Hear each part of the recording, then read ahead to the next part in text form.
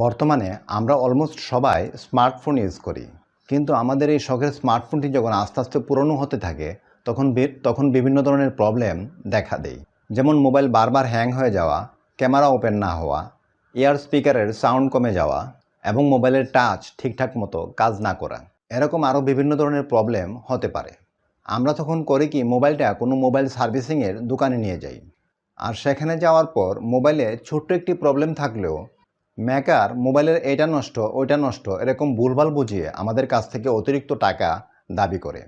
আমরা যেহেতু এই সম্বন্ধে কিছুই জানি না, তাই তাদের কথাই বিশ্বাস করতে হয়। আজকে আমি আপনাদেরকে এমন একটি অ্যাপের সাথে পরিচয় করে দিব, যে অ্যাপটির মাধ্যমে আপনার মোবাইলের যে কোনো ধরনের সমস্যা আপনি নিজেই ডিটেক্ট করতে পারবেন। আপনার মোবাইলের সমস্যাগুলো যদি আপনি নিজেই ফাইন্ড আউট করেন, তখন মোবাইল সার্ভিসিংয়ের দোকান গিয়ে বলবেন, আমার মোবাইলে এই সমস্যা আছে, এটা ঠিক করা লাগবে। তাই এই স্পেসিফিক সমস্যার জন্য মেকার আপনার কাছ থেকে কম টাকা চার্জ করবে। মোবাইলের এইটা নষ্ট ওইটা নষ্ট এরকম ভুলভাল বুঝিয়ে আপনার কাছ থেকে অতিরিক্ত টাকা দাবি করতে পারবে না। যাই হোক, এই ইন্টারেস্টিং ভিডিওটি সম্পর্কে আর কথা না বাড়িয়ে চলুন ভিডিওটি শুরু করি। গাইজ, ভিডিওটি শুরু করার আগে আপনার কাছে ছোট্ট একটা রিকোয়েস্ট। আপনি যদি আমার চ্যানেলটি প্রথমবার ভিজিট করে থাকেন, তাহলে প্লিজ আমার চ্যানেলটি সাবস্ক্রাইব করে নেবেন এবং পাশে থাকা বেল আইকনটি অন করে দিবেন, যেন পরবর্তীতে চ্যানেলে এ ধরনের ইন্টারেস্টিং ভিডিওগুলো আপলোড হওয়ার সঙ্গে সঙ্গে নোটিফিকেশন পেয়ে যান। So let's get it started. Okay, আপনার মোবাইলে কি প্রবলেম রয়েছে সেটি ডিটেক্ট করার জন্য প্রথমে আমরা একটি অ্যাপ ইনস্টল করব। আর অ্যাপ ইনস্টল করার জন্য আমি চলে যাচ্ছি প্লে স্টোরে।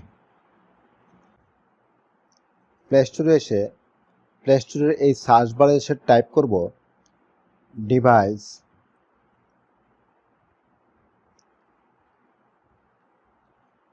ইনফো। ডিভাইস ইনফো লিখে সার্চ করব, ঠিক আছে। সার্চ করার সঙ্গে সঙ্গে অ্যাপটি চলে আসছে। আপনার এখানে এরকম নাও আসতে পারে। আপনার নিচে এরকম অনেকগুলো অ্যাপ দেখতে পাবেন। এর মধ্য থেকে এই অ্যাপটি ইনস্টল করবেন। এই অ্যাপটির লোগোটা কীরকম দেখে রাখেন, আর এই অ্যাপের ডেভেলপারের নামটাও দেখে নিন। ওকে, আমি অ্যাপটি ইনস্টল করার জন্য ইনস্টলে ক্লিক করলাম।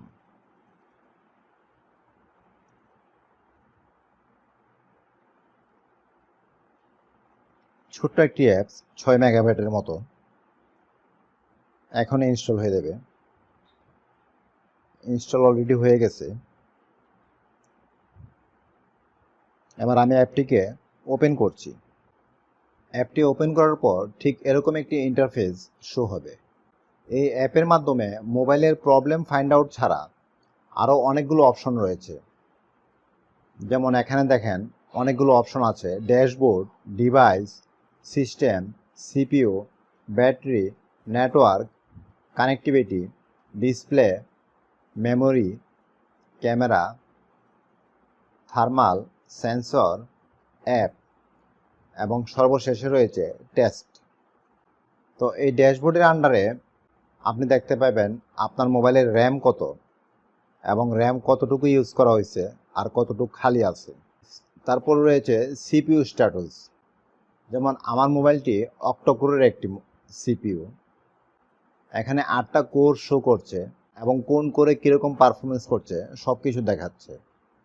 সবার নিচে যদি যাই, এখানে দেখতে পাচ্ছি 25 সেন্সর, অর্থাৎ আমার মোবাইলে 25টা সেন্সর আছে। আর 366 অল অ্যাপস। এই মোবাইলে আমি অলরেডি 366টা অ্যাপ ডাউনলোড করে রাখছি। এর উপর রয়েছে ব্যাটারি চার্জ 40% দেখাচ্ছে। তার উপরে আছে ইন্টারনাল স্টোরেজ, 104 জিবির মধ্যে 59 জিবি খালি আছে। এখানে অনেকগুলো অপশন রয়েছে, আমি জাস্ট একটু একটু করে রিভিউ করে আপনাদেরকে দেখাচ্ছি। এরপর রয়েছে ডিভাইসের আন্ডারে কি আছে: device name, model number, manufacture, device, board, hardware, brand, Android device ID, build fingerprint, device type, eSIM, network type. এগুলো এখানে দেখতে পারবেন। এরপর রয়েছে সিস্টেমে রয়েছে code name Android 11, API level 30, release with Android 10। এটি প্রথমে অ্যান্ড্রয়েড 10 ছিল, পরবর্তীতে আপডেট করে অ্যান্ড্রয়েড 11 করা হয়েছে। এছাড়া আপনার মোবাইল সম্বন্ধে আরও অনেক টেকনিক্যাল ইনফরমেশন এখানে পেয়ে যাবেন। যাই হোক, আমাদের আজকের আলোচনার মেইন টপিক হচ্ছে আমার মোবাইলে কি প্রবলেম আছে এই অ্যাপটির মাধ্যমে কিভাবে ডিটেক্ট করতে পারি। আর সেটি ডিটেক্ট করার জন্য আপনি সবার শেষে যে অপশনটি আছে টেস্ট, এই টেস্টের উপর ক্লিক করবেন। ক্লিক করার পর প্রথমেই রয়েছে অটোমেটিক টেস্ট। আমি যদি এটির উপরে ট্যাপ করি, ট্যাপ করার পর এখানে 5টি অপশনের মধ্যে আমার 2টিতে রাইট চিহ্ন আছে এবং 3টি অপশনে রেড কালার দিয়ে ক্রস চিহ্ন আছে। এখানে দেখেন সাজেশনস আর অ্যাভেলেবল। আমার এই মোবাইলটি বেটার পারফরমেন্স দেওয়ার জন্য তারা কিছু সাজেশন দিতেছে। যেমন প্রথমে যে ক্রস চিহ্নটি আছে এখানে কি বলছে, last restart, it's been more than 3 days since you restart your device, restart your device for best performance. এখানে বলছে আমার এই ডিভাইসটি রিস্টার্ট দেওয়া হয় না 3 দিনের বেশি হয়ে গেছে, সো বেস্ট পারফরমেন্স পাওয়ার জন্য আমাকে রিস্টার্ট দিতে বলছে।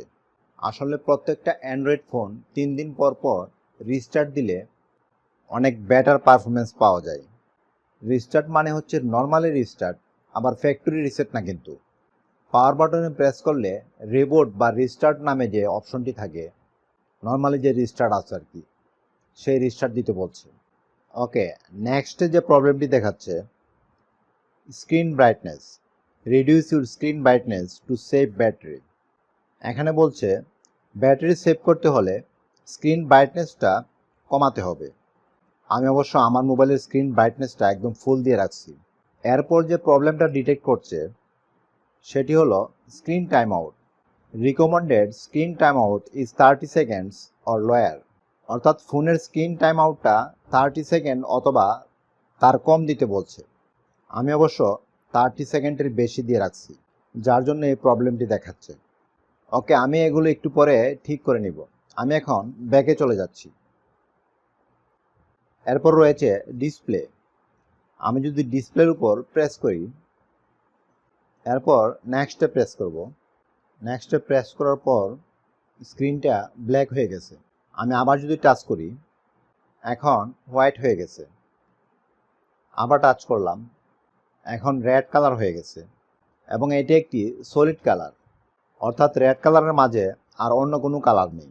আমার মোবাইলের ডিসপ্লেতে আমি একটু প্রবলেম দেখতে পাচ্ছি এই জায়গাটিতে। এখানে একটু হোয়াইট মনে হচ্ছে, যে আমার মোবাইলের মতো আপনার মোবাইলেও কোথাও কোনো স্পট বা স্ক্র্যাচ আছে কিনা।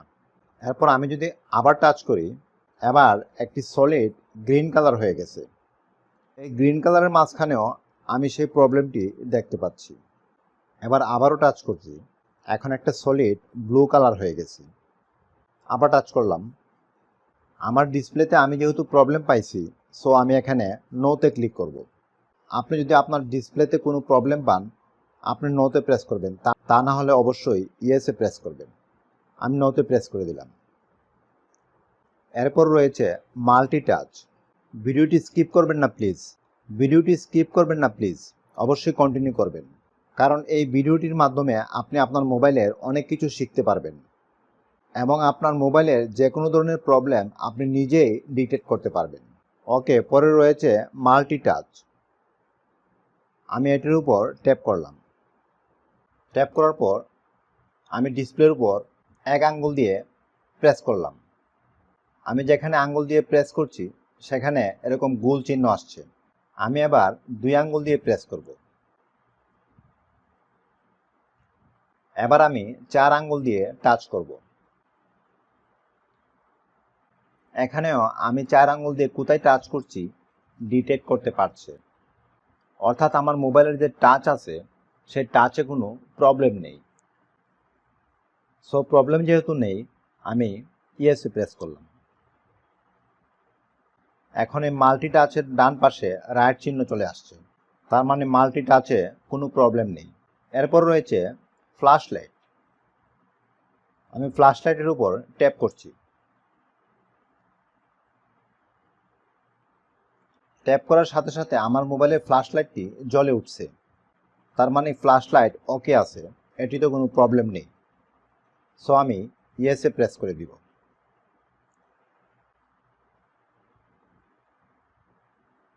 দেন রয়েছে লাউড স্পিকার। আমি যদি লাউড স্পিকারের উপর প্রেস করি, আমার মোবাইলের লাউড স্পিকারে শব্দ শুনতে পাচ্ছি, তাই আমি এটিকেও ইয়েস করে দিলাম। এরপর আছে ইয়ার স্পিকার, অর্থাৎ আমরা যে জায়গায় কান দিয়ে শুনি। আমি মোবাইলটি আমার কানে লাগিয়ে দেখে নিলাম আমার ইয়ার স্পিকারে শব্দ শুনতে পাচ্ছি।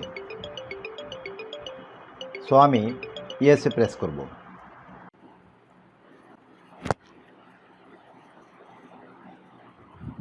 এরপর রয়েছে মাইক্রোফোন। দেন এখানে কন্টিনিউতে প্রেস করব। এবং সর্বশেষ যে অপশনটি আছে সেটি হচ্ছে ভলিউম ডাউন বাটন। এটির উপর প্রেস করছি। এবার মোবাইলের ভলিউম ডাউন বাটনটি প্রেস করছি। প্রেস করার সঙ্গে সঙ্গে ভাইব্রেশন ফিল করছি, তার মানে এটিও ওকে আছে। So yes. সো গাইজ, এভাবে কিন্তু আপনি আপনার মোবাইলের যে কোনো ধরনের প্রবলেম আপনি নিজেই ডিটেক্ট করে ফেলতে পারেন।